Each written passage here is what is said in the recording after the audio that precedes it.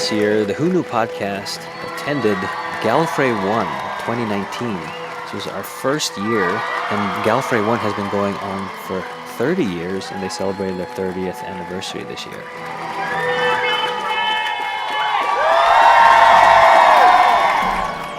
So who joined us and who went? Hi, this is Eugene, and this was my first time going.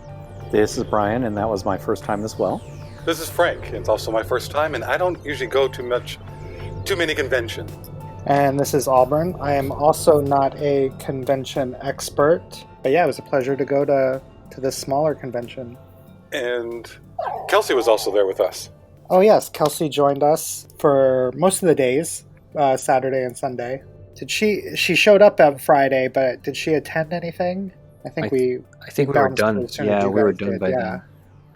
So not knowing and only hearing about and seeing about Gallifrey One through social media, I had no idea what to expect. I personally like to consider myself a comic convention veteran. I've been to San Diego Comic-Con and these more, I guess, smaller conventions, more intimate conventions were something I didn't know what to expect, and I was, I think I was pleasantly surprised at how organized and accessible things were. So I definitely want to go again next year. Yeah, everything kind of did seem to be in one general area. Yeah, I like that the panel rooms were accessible. They weren't go here to wait in this line to wait in the other line type of thing. True, except for the photos, which we'll talk about. Yes. Speaking of photos, on Friday we had our Catherine Tate photo opportunity. At 10 in the morning. Bright and early. She was I don't know how to put it, but she was just full of energy that early in the morning. But I guess with the time difference, this was afternoon for her. Well, also, she's an actress and she's a professional and she's working. Yeah, I was surprised at how quickly they moved the people through and took their photos because did she have something after the photo shoot? I think she went in and signed autographs. Yes, that's right. So I was like, how are they going to get all of these people in line through the photo booth or whatever, get the photo, get the printout, and then have her go into the dealer's room to start signing autographs. But it all worked out. Yeah, it was great. That line was great. We were all in really good moods. No one was tired yet. Yeah. She was very personable. At no point did I feel as if, oh no, I got to do this. She was very happy to see people, happy to, be there. Her energy levels were very high. I saw your photos on Instagram, and of course you showed it to me in person. How many shutters did you actually get to take with her? Was it like a quick come in, greeting, and then snap, you're done? Or did you get any time to take a few photos or... No, that was it. How you described it the first time. You hit your mark. You look at the camera. You do your thing, and then you're done. Wow! It was not an interaction. It really was just a photo spot. And that was fine because they had, they kept saying that over and over and over again. It is just come in, take the photo, and then they would say, if you want to talk to them, ask them a question during their panel, or they're going to be signing autographs in the dealer's room. You can do more things there. So this really was just go in, snap the photo, and leave. But they had it down to a science. It was great. Yeah, I thought both of you did a really great job posing. I mean, both of your snaps looked really natural and fun, and like everyone was having a good time. Yeah. It was great because I didn't tell her to do anything. I just made my pose, and then she mimicked it, like off of the energy I was, I guess, exuding. She did the same thing, and I thought that was really great how she picked up on that. Yeah, and I walked up to her, and she put her arm on my shoulder, and all I could think of was, oh my God, she's putting her arm on my shoulder. We just finished season 4 with Donna's run as the official companion, and for some reason I think that happenstance of that we get to see her right after we just did her season, it just meant a little bit more to me personally. And me. I don't know. We couldn't have planned that any better. Yeah, they had some really great guests this year at the show or at the convention. Before we get on to other guests, I want to give a layout of the place because it was all taking place in the bottom floor of the hotel. And when you went down there, there's the check-in tables, which really ran pretty well. You could just go on up there and check in. They had the main room, room A, right across from it, which had the big presentations. And then the dealer's room, which was pretty small from what I'm used to, but it had spilled out into the hallway. So they had the exhibitor's hallway right next to it. And towards the end were the smaller rooms. And they also had something I haven't seen. They have a video room set up. So they were showing episodes of Doctor Who, both classic and the new, just running continuously all day. So you can go in there and take a little break. So I thought that was really nice. I don't mean this in a bad way. It was a very old-fashioned convention. They had panels that... The panels were more of... The panel was like listening to a podcast. Because you just had a group... You had just people who were fans talking about specific issues. It wasn't... every panel wasn't come see this star, come see this writer, director. There were a lot of panels that were just opinion panels. And that threw me off, because I was used to having somebody in the industry being on the panel, and have it just other fans was very different, But yes, that was jarring. It turned out to be pretty good for most of them. There's some I was like, okay, wait a minute. And a negative was the microphones never seemed to work properly. And and Gallifrey One did not have a tech in each room while the panel was going on. They had set everything up, and it could be just the people not being in the professional realm where they didn't know how to work those microphones, because they seemed to be very directional in that you had to speak directly in line with the tip of the microphone, and a lot of them had the noise cancellation fuzz ball at the end, and so it would not pick up if you're talking sideways into it. And then another consistent thing was if there was 5 people on the panel, they had 4 microphones. Right. And if there were 4 people, they'd have 3 microphones. I don't think there was one panel we saw. Huh? If there were 4 people, they'd have 3 microphones. Right. If there were 6 people, they would have 5. It just seemed to be consistent throughout. Yeah, that was odd when they would have to share, and then you would hear the rattle or the shuffling of the mic on the table. But people did well with what they were given. Well, most of them did well with what they were given. And don't get me wrong, most of this was really nice, a lot more relaxed than any other convention I've been to. Yeah, I will definitely agree with you on that the bigger conventions, there's a little bit more, I guess, pressure and stress, where this felt more of a conversation rather than a presentation, which was something I had to get used to. I liked that everybody was there. Like, you go to Comic-Con and everybody's in a good mood and all that kind of, there's nobody there who doesn't fit. But everybody at this convention was into Doctor Who. So it was like, we have a common language if we need to.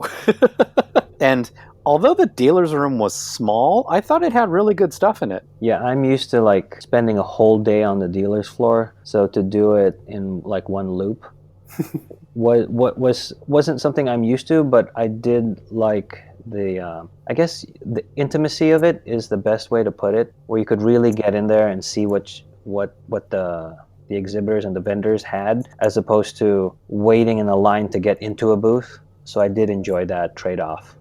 And at least for all the vendors that I talked to, they all seemed to like Doctor Who as well. So they liked what they were selling, which made a difference, It wasn't just a corporate thing like you get down at Comic-Con. Yeah, because that's something I have noticed, where these people are, or the bigger conventions, these are people that are hired to sell product rather than the love of the product. I know that sounds similar, but there is a difference, where at Comic-Con, San Diego Comic-Con at least, you get these people who are hired just to be eye candy for people to come into their booth. Like, they hire models, and that's how they get traction.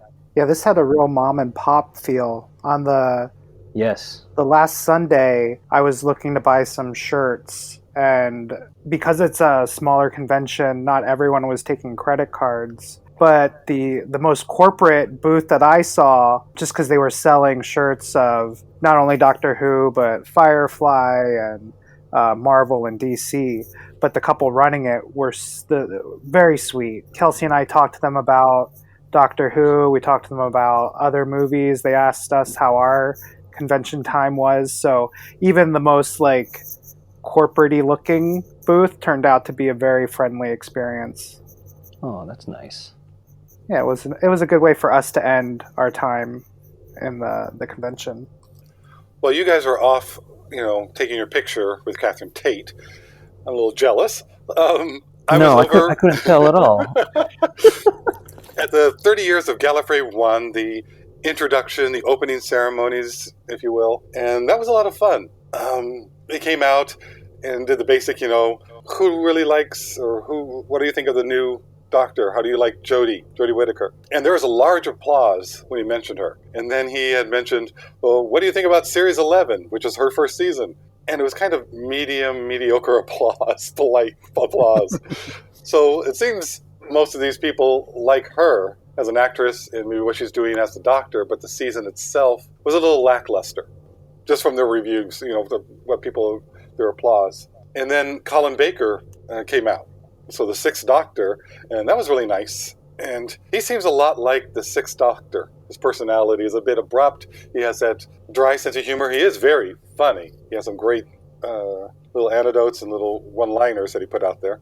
Something like, he asked everybody, is this your first time? And a lot of people raised their hand. I did. And he goes, that means the rest of you actually came back?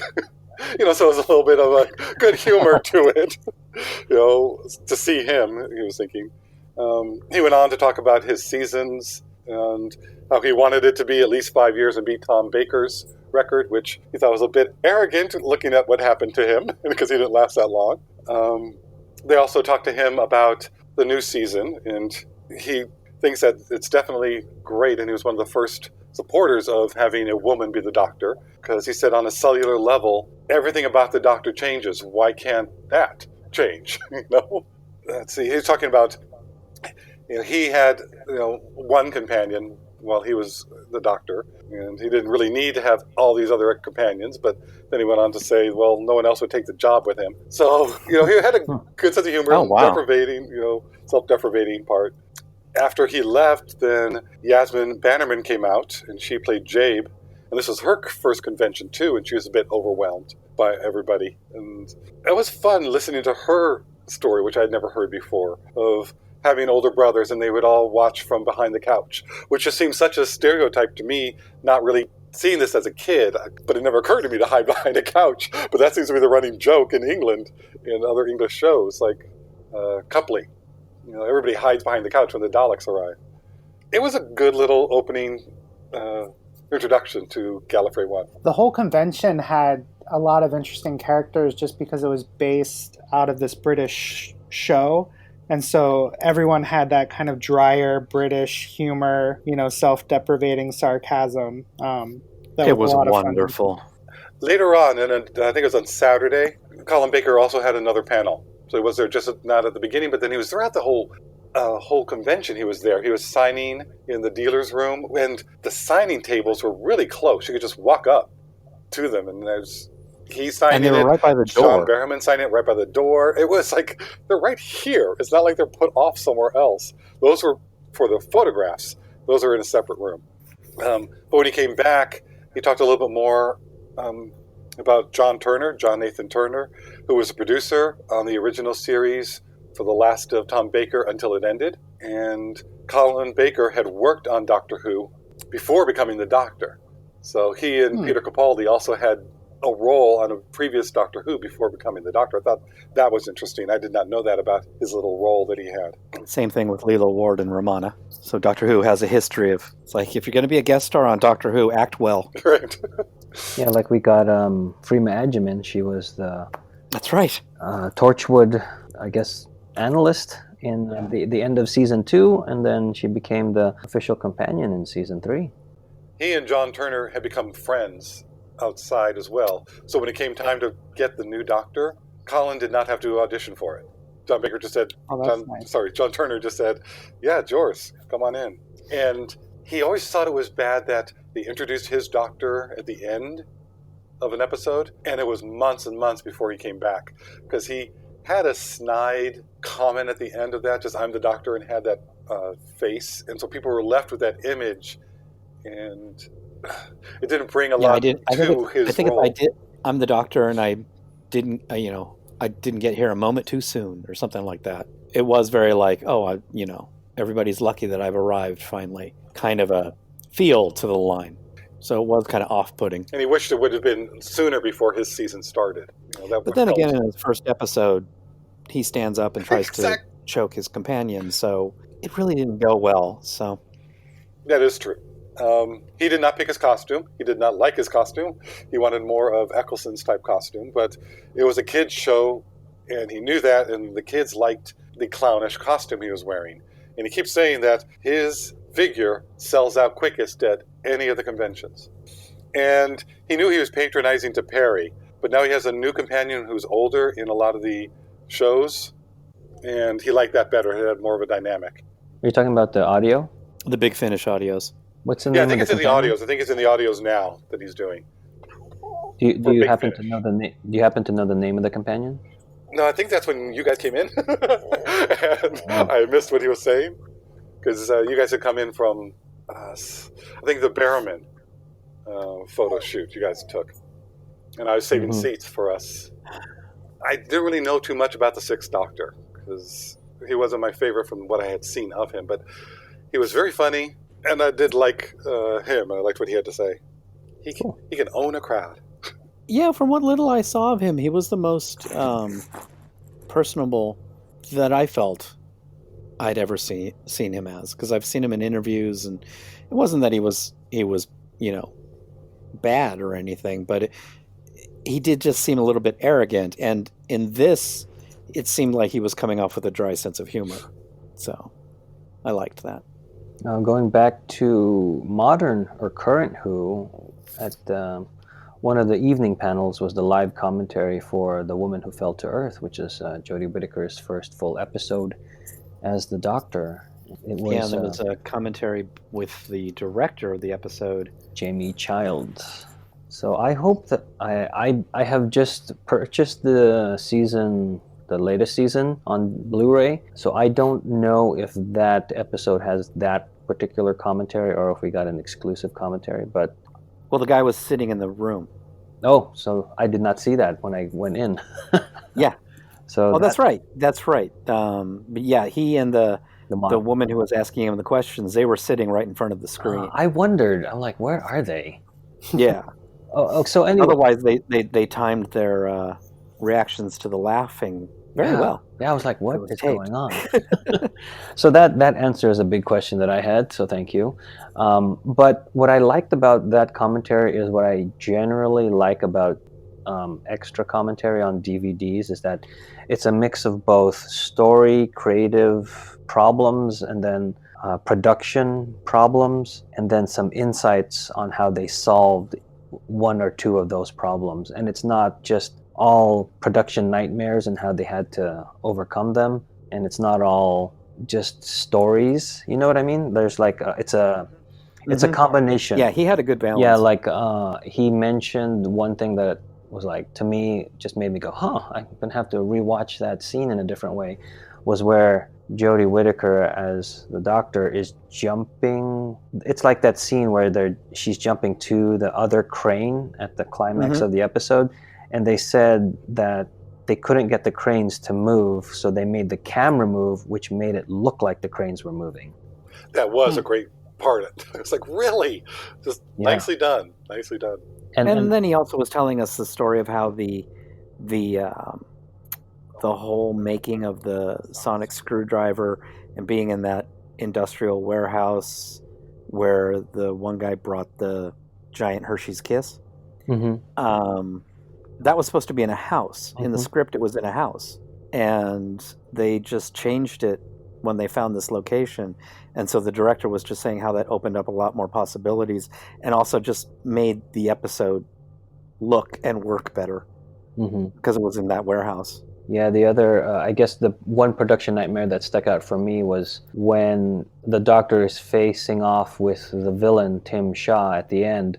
Her shots are all not rainy, and then when they cut to his reaction shots, it's all raining. And I didn't really notice that, but he said it just started raining when they had to switch the setup for the camera for Tim Shaw, and they couldn't wait. They just had to keep going. So I'm like, it kind of works as a like an art direction or a motif. The Doctor isn't getting rained on, but yet the villain is, so it's fine by me. And the actor was going through his own personal nightmare in the rain. Oh my goodness, I can't believe he kept going. Yeah, because they weren't hundreds of feet up like they are in the episode, but they were a good 40 to 50 feet up on the built crane. Mm-hmm. And so you couldn't have a makeup person there or anything like that. So the poor actor was just getting rain and dye and glue in his eyes, and he said he kept wiping his eyes on the director's shirt because there wasn't anything else he could use. Yeah, and speaking of the Tim Shaw character, they said that the teeth look tested well with kids. So I thought, yeah, there's another thing that says Doctor Who is for kids. Like, they watch it behind the sofa, and then kids in the playground are now fighting against an invisible Tim Shaw. And then they asked, where do you get the teeth that were on his face? And they said that you can just buy them off of eBay. They make casts of these teeth. I was so worried that they were going to be like, yeah, we get them from dentists. That was fun. That was at the end of the night. That was after we saw Catherine Tate's the first panel. Her first panel, which was great. She started with who came from the furthest, and I think we finally settled on the person from Adelaide, Australia, had come from the furthest. So that was fun. And she came down into the crowd and was walking around. So, yeah, that freaked everybody out. They loved it.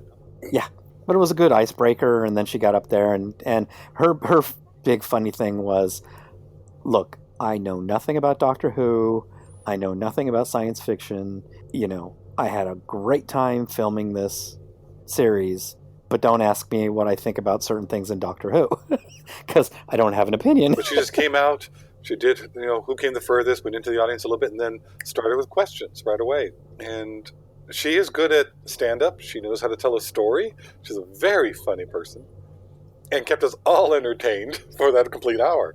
I got to see her at her second panel, and I'll agree, she's very quick-witted. And I know she said that she is not a geek or into all the science of Doctor Who or the science, I'm using air quotes, of Doctor Who.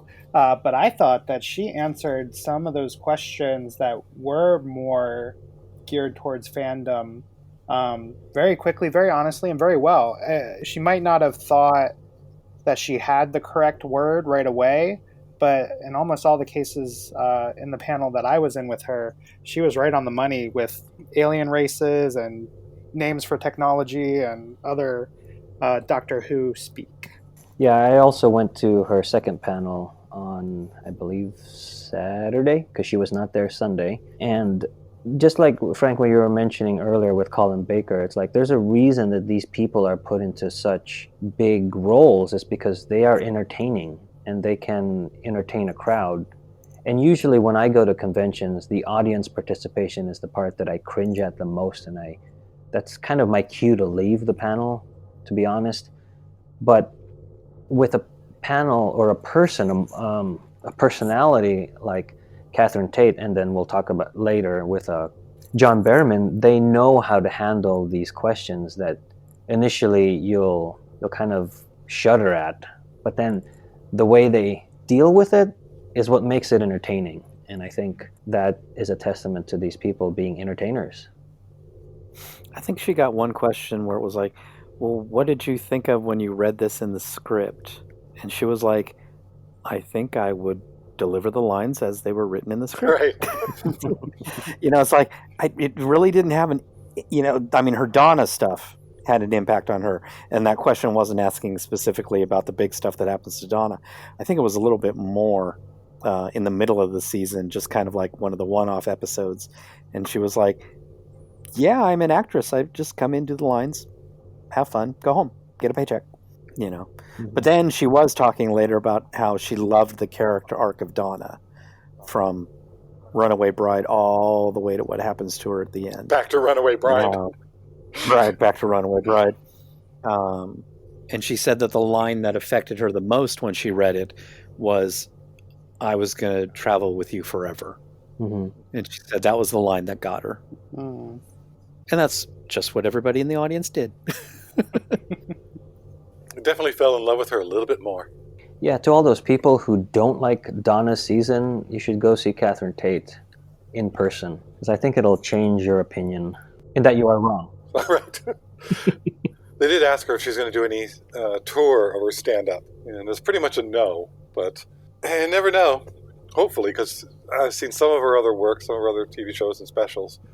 She had her with David Tennant in which one was it, Brian? The Christmas special or prom? Yeah, that was on the Catherine Tate show. Okay. And it was the Christmas special episode where she does an obnoxious teenager character. And this one was David Tennant came in to be a substitute teacher, and she tells him off, and he finally sonics her into her action figure. And that was very funny. She's doing more conventions now. Yes, I have noticed that. She mentioned that she was still kind of new to it, but I think hopefully there's more opportunities to see her speaking live at these different conventions. Yeah, because I think whether you're a Doctor Who fan or not, just seeing her command an audience will win you over to her, and you'll want to see her in other things. Mm-hmm. The one thing that I remember taking away from her non-Doctor Who work and her comedy work is that she bases all her characters kind of on real people that she knows, and she just changes the way they look. Like she did a thing with her mom, and she gave her mom curly hair and not straight hair, and then she was watching the little skit or sketch with her mom and thinking she's gonna know that I'm making fun of my mom or her, and then she turns to her mom after the skit is over and goes, "What'd you think? That was you?" Like, no, that looks nothing like me. I don't have curly hair. Yeah, that was a good anecdote from Catherine Tate on comedy. Mm-hmm. Do we want to segue into the John Barrowman panel? I think so, because on that second panel, she came into his. So that's a good segue. She just Amazing. Talk about owning the room. Yeah, that was fun. And I don't know who the listeners, if they've been to the John Barrowman panel at San Diego Comic-Con, but then to have him here in a more accessible venue, because last year his panel was capped, and so there was a lot of people that were upset that they couldn't make it in. And so I was glad I was able to get into this one without too much of a hassle. Yeah, John. And an interesting experience it was. Entertaining from start to finish. In all, I loved it. Yeah, in all forms of entertainment. We had kind of crude humor, and then sexual innuendo, and then a little burlesque. And then he ended with a song that was amazingly performed. John Barrowman is another person that I would suggest, if anyone has the opportunity to see live, take it and do it, because he is, like you said, an entertainer and a performer, and just so much energy and such a great, very positive energy. Like, he was just happy to be there, happy to be with the fans, and the fans were happy to be with him, and everything just came together. So much like goodness in that panel. Yeah, it was. It's amazing how it was entertaining and positive, because sometimes you become entertaining by criticizing something else or someone else, but this one was really just uplifting. Mm-hmm. And when we say positive, we don't mean like kumbaya, huggy feely. He was telling people to shut up. He was yelling at people, but everyone was having a good time. Yeah, and it was all done in like the spirit of fun. Like, he would tell them to shut up in a funny way. With a tongue-in-cheek and give a little wink. Sometimes he gave more than a wink. Hey, it twirled up! I think he wasn't a dress. He wasn't in his hardest dress. I think the funniest thing when he was interacting, because it was very much like the Catherine Tate panel where he's interacting with the audience. They were lined up for questions, and this girl was a fan, and she was just shaking at the fact that John Barrowman is inches away from her. And what does he do to calm her down? He puts her underneath his dress. Yeah, that was Frank's favorite part, wasn't it, Frank? He is a bit over the top at times. And hey, he says, just accept people for who they are. I accept him. Hopefully he accepts me for being judgmental. I know I have. No. But John does go a bit over the top. At times it was a little prudish of me going, oh gosh.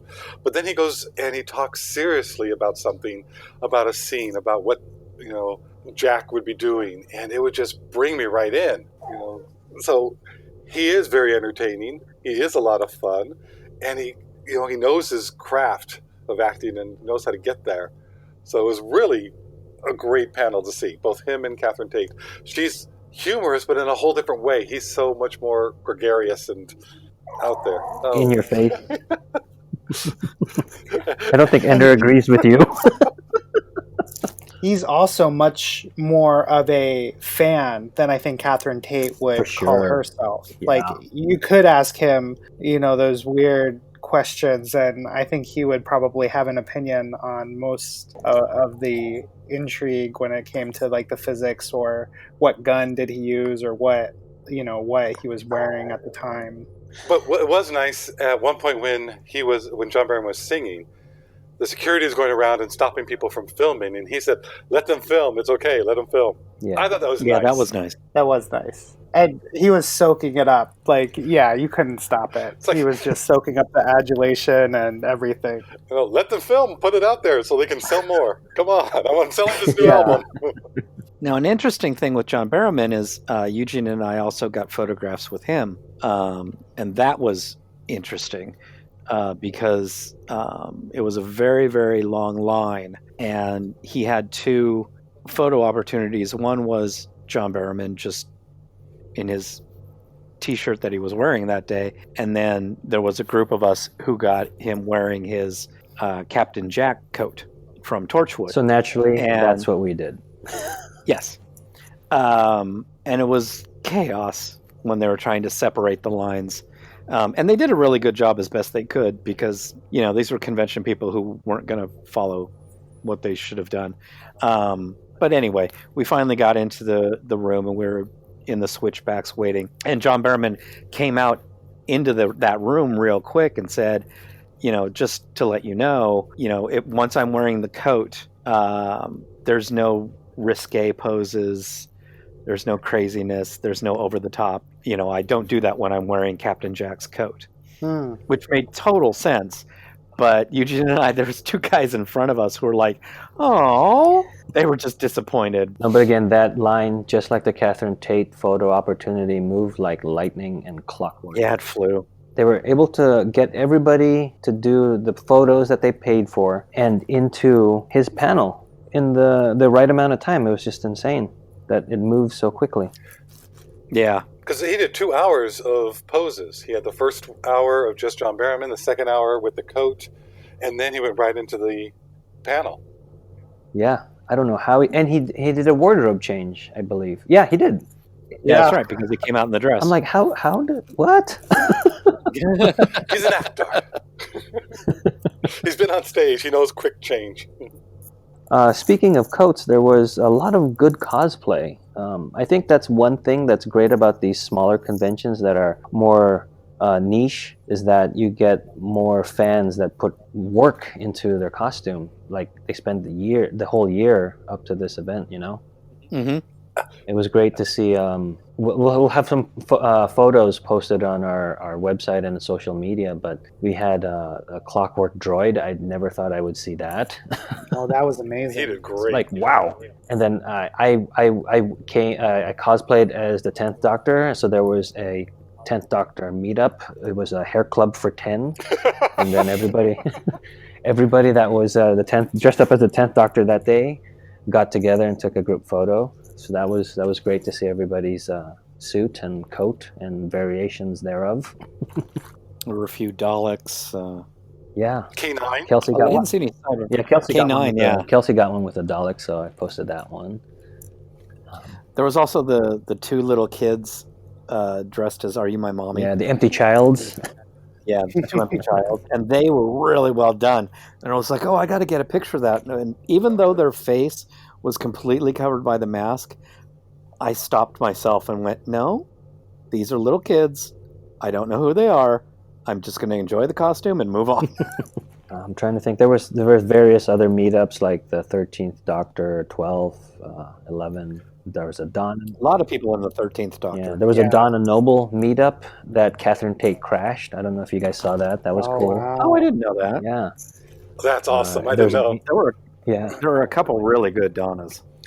And there's one that scared me. He was in the audience during one of these panels, and it was the Master. From the Third Doctor. What's the episode with the daffodils? The plastic daffodils? We just did Terror of the Auton. Yes. And he looked so good, and he was selling daffodils. Yellow daffodils. That was like a deep cut. That was such a deep cut. I was like, bravo, sir. That actually scared me. I have a picture of that cosplay along with the man who was dressed as the Brigadier. Oh. So that was great. Yes, I believe we follow him on Instagram. I think he's the Geek Regeneration. He's always the Fourth Doctor, Tom Baker, or the Brigadier. The first time I've seen him not be the Fourth Doctor. And I apologize. We did see Cyberman, and because I have photos of the Cyberman with Eugene, and the Cyberman has a sign saying free Wi-Fi. Yes. Yes. Brilliant. And I came home with all these marks on my arms and face. So I know I saw the silence at one point. Who? What? I don't know what you're talking about. Oh, and then while we were waiting in line for the John Barrowman photo op, a guy as Davros just rolls by in his chair. I was like, holy crap. Davros was great. And then you took that picture with him, and he turned to you and he was like, all right, get on my other side. And you went onto the other side so he could choke you. He knew what to do. It was just amazing. There was a really great Weeping Angel. There were several. I think you got a picture with the best one though. Yeah, he was huge. Yeah. The others were, I don't know how, whatever, but they carrying those wings, man. They all look great. Yeah, they were. And then you got a picture with another couple, Eugene. What were they cosplaying as? Yeah, so that is I believe the cosplay parents, and they have embraced this whole social media thing of going dressed up as characters to certain events. Like they will go and be. They will Disney bound at the Disney parks. They will go to like WonderCon and they'll dress up as Captain America and Agent Carter. So they're very much into this whole geek culture and dressing up. And so I was like, what? They're here at Gallifrey? I have to take a photo with them. And yes, they were dressed up as Up, and the husband did the kind of the 11th Doctor, but as Carl, the 11th Doctor, so I thought that was a good mashup. And then the wife did the Scout. So she did Russell with a little bit of, I think, Doctor Who flair on the sash and some other things. So I was like, I have to meet these internet celebrities. Well, I think that's a good segue to not everything was Doctor Who. You know, because they had that bit of Disney. We all recognize them more as Up. And then we saw there were also some panels for other sci-fi. So I went to a Buffy panel about the new Buffy that's coming up, the new take on it. And that threw me because it was mostly run by fans. I thought they would have more information than I did about the upcoming Buffy, the whole reboot. But as it went on, it became, now I got more into it. And they were talking about different aspects of Buffy, and we were all, kind of just a group of people getting together with something that they love. So it's like, this is what the conventions used to be. And then we had a really great panel with celebrating the 25th anniversary of Babylon 5. Oh, and so entertaining. That was pretty really much the entire cast who are still with us. And that was a lot of fun. And Walter Koenig was he was the butt of jokes, and he was also very much on fire. I was going to say he was in rare form or on fire. I didn't know which one, but you said on fire, so we'll go with on fire. He and Bruce Boxleitner just went back and forth. That was great. Oh, so good. And then other than that, we had Claudia Christensen and Patricia Tillman, right? Patricia Tillman? Yeah, Tallman. And Mira Furlong. Yeah. And they're another really good cast. I feel like even though I haven't been to many conventions, I see Babylon 5 cast at every one that I've been to. Yeah, that was an unexpected treat. I was not expecting that to be there, and I'm glad we went. Very much so. They were another cast that were really fans of the show and fans of science fiction in general. It felt like they seemed like they really loved the whole idea of the show, of Babylon 5, and just really enjoyed coming out and being a part of fandom and giving a chance for fans to see them speak and also speak to fans. It was really like a pleasurable panel. Yeah, I will say one thing about all these panels: they're only an hour long. I think they need to be like an hour and a half or 2 hours, because it kind of gets going maybe 15 to 30 minutes in, and then by the time it's good, it's done. Right, they have 55 minutes per panel. They get out, the new panel has to come in and start right away. So I do wish they gave the bigger panels a little bit more time, but it's probably for programming that they keep everything so tight. Anyway, that's just a personal thing that I like, or would want. One of the other panels we saw was talking about season 11, the latest one with Jodie Whittaker. And that was a really interesting panel. Do you have a listing of who the moderators were up there, or who was on the panel? Because that was a little bit more like a regular large convention, in that they had something to do with either the show or Doctor Who comics, writing the books. And they kept saying, well, I know Chris Chibnall, and so when I talked to him... Right. They had an authority to them. Mm. Okay, so this says that was Simon Guerriere as the moderator, Tony Lee, who was also the moderator for Babylon 5, Devin Pike, Kathleen Showalter, Inya Konevsky, and Annie Johnson. And that was fun. I don't think I was at that panel. What they just talk about production of the... Well, the little synopsis said they're going to go episode by episode and talk a little bit about each episode. Hey, they stole our idea. That didn't happen. Well, I would say... they saw us and said we can't do it with them in the audience. Because what they did was sort of the overview, but a overview instead of a deeper dive like we've done. It was like, well, did you like the idea of 3 companions? Did you like it being standalone episodes? No overreaching storyline, no big mystery that needed to be solved, things of that nature. And it was interesting, it was kind of like, some of the same things that we've brought up. Yeah. I personally like the fact that they were standalone episodes. Things went a little smaller this season, which I think is a good thing, because it was getting too big. I agree. Not everything needs to be the end of the universe. And they were also talking about having 3 companions, and that they did feel that might have been too many companions, and that along the way companions seemed to get lost, and they seemed to focus a lot on Ryan. They thought that Ryan was the one who got lost. Yeah, I liked that discussion, because they were saying for a tighter season, tighter stories, they could have had Yasmin be the daughter rather than Ryan being the son, and got rid of the character Ryan, and so they could do that whole relationship of her grandfather or step-grandfather, that's right, and use her. But just like they said, when they were working with Mandeep, with Yasmin's character, they kind of just forgot about Tosin Cole's character, Ryan. And if they brought in Ryan, they would drop her. A lot of times they would use them one or the other and not really put them together. Everybody loved Bradley Walsh's character of Graham. I thought he did a great job. Yeah, yeah. They said he was the breakout companion for this season. Yeah. It's just each panel did, like Eugene said, take at least 10 minutes to find their footing or find the flow and get going. Because it was like, whoa, I haven't been at a convention like this in 30 years. And then it was like, oh, okay, now I get it. But then also, I think the first fan-only panel we saw was not the best. Yeah. And then the second one where they were talking about the 11th series, it was much, much better. Yeah, because that was a mix of fans and professionals. And also knew how to talk and project their voice without a microphone. Mm-hmm. Or to use one, because it really made a big difference if they spoke directly into the microphone, straight on.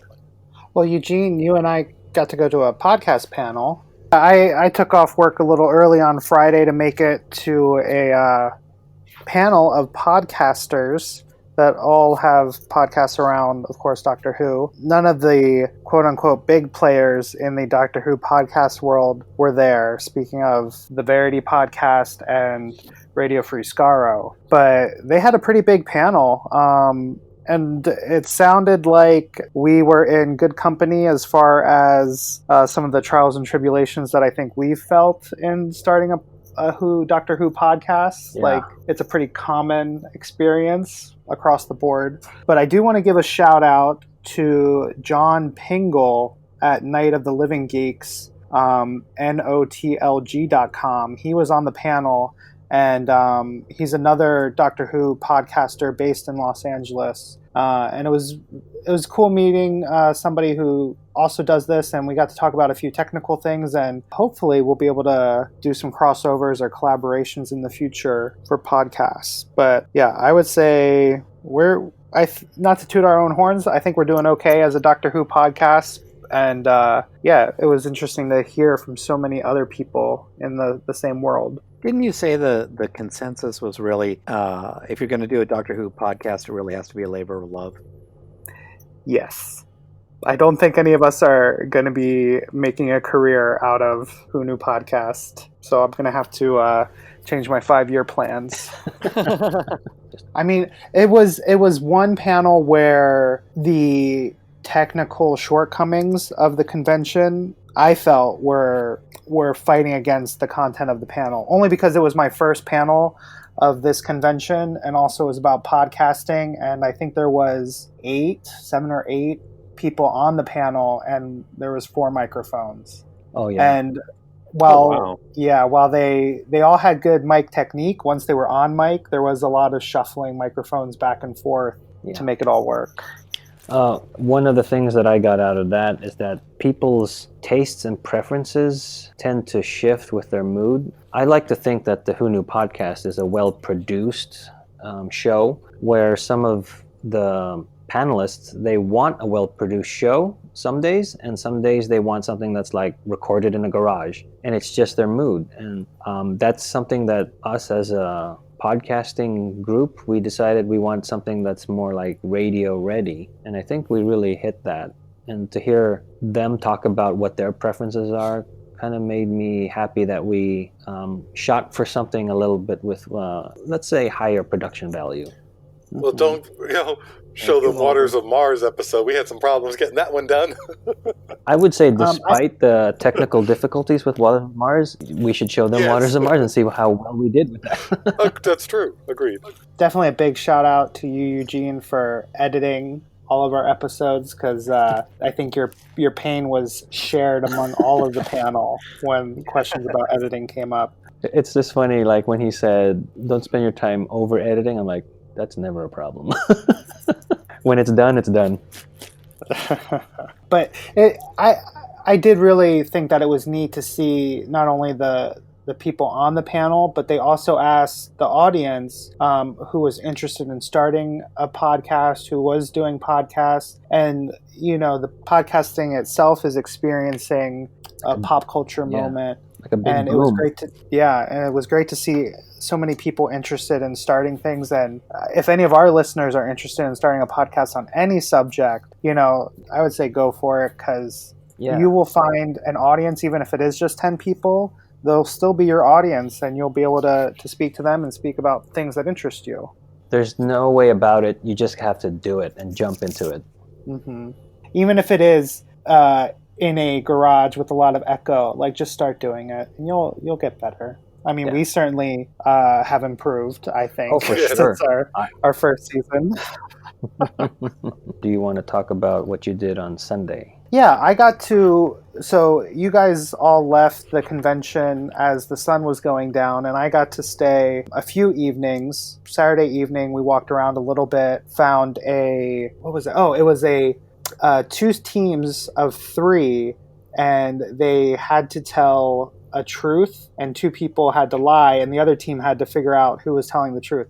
But it was interesting. Leela from DS9 was there, Chase Masterson, who I did not realize was on the panel until the next day I saw her signing autographs. But yeah, at night, the convention, people went up to the bar and there was a lot of drinking and a lot of socializing. I don't think you guys missed too much by leaving after the main program was finished, though.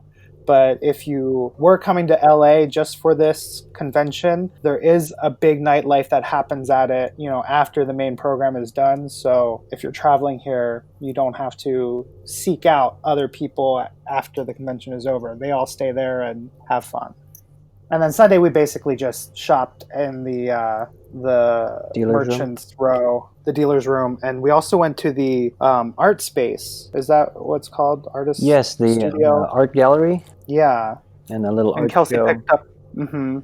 Kelsey picked up a cool Gallifrey One jacket there. Nice. And I finally bought some t-shirts, some geeky t-shirts to wear at some panels. But I'm still working on my cosplay. Good. I do want to mention one more person. Kelsey and I did go to a panel that was led by Blair Mowat, who is a composer. I think he composed a lot of Class. So you might not be familiar with his work, Eugene, but he was playing a game called Name That Hoon. Oh, you told me about this, yes. Yes, a riff on Name That Tune, but with all Doctor Who music. And it was a lot of fun. It was a really good panel. I think he is taking it to other conventions. So he asked people not to give away all of his answers for his Name That Hoon. But if you have a chance to see him, he went on a journey of the Doctor Who theme song from how it was originally composed by... The original theme song, Ron Grainer? Ron Grainer, yes. How it was originally composed by Ron Grainer. But he talked about a woman who did the arrangement of it.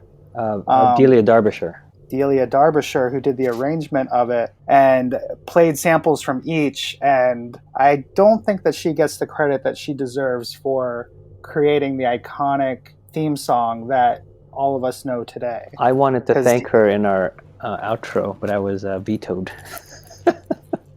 Oh. Well, she's getting her due now. And so if you have a chance, Blair, Blair, Mowat, Mowat. He's on Twitter, he's on Instagram, but a really interesting panel that was also a lot of fun. You got prizes. So if you have a chance to go to that, definitely do it. Speaking of fans, one of the fans of Doctor Who reached out to us, and she's working on a really cool project. This is from Mary Helen Harris. I'll just read what she's working on that she sent me. Russell T. Davies once told Elizabeth Sladen that the world needs more Sarah Jane Smith. Adventures on Earth Productions is providing just that in Defending Earth, The Adventures of Sarah Jane Smith. The largest and most comprehensive collection of Sarah Jane stories, the book is over 150,000 words long, running about the same length as Dune, Watership Down, or Return of the King. Defending Earth is raising money in loving memory of Sladen. All proceeds will be donated to the Cancer Research Institute, featuring official Doctor Who and Doctor Who spin-off writers like Joshua Wanisko, Cara Dennison, James Boyachuk, and Nika Haringsma. Defending Earth answers questions like, what happened when Sarah Jane's life was turned into an 80s stage musical? When Sarah Jane met Romana, can the secrets of an underground ghost tour still mystify them? What does Sarah Jane think of crop circles? When London disappears into a mass of alternate realities, can Sarah Jane help the Third Doctor get their London back? All these and more are answered in Defending Earth. It's available until April 2nd, 2019 at defendingearth.bigcartel.com. It's available in ebook, print, and as an ebook print bundle. So, very cool project. If you are in a position to support them, you should check them out. And, she found us because we just recently did the Wedding of Sarah Jane Smith episodes from the Sarah Jane Adventures. So we are getting out there. More than 10. Yeah. I want to give some shout outs to a couple of people. First one is the Order of Gallifrey. I met up with them and got to talk with Bonnie and Nate. They were also dressed up as doctors. Bonnie was the 12th Doctor and Nate was the 5th Doctor. It was a shame I couldn't make it to their cosplay meetup on Sunday. And then a shout out to Temple of Geek and specifically Monica, who we always run into each other at Comic-Cons, and it's great to always talk with her about Doctor Who. And you can find these people on social media. I think if you type in at Order of Gallifrey and then at Temple of Geek, and for Monica specifically, you can find her at This Dorky Nerd Girl. And she's a great photographer. You can find her themed photo shoots or cosplay meetups. They're great. Thanks for listening. That wraps up Gallifrey 1 2019, and we will see you next time in 2020.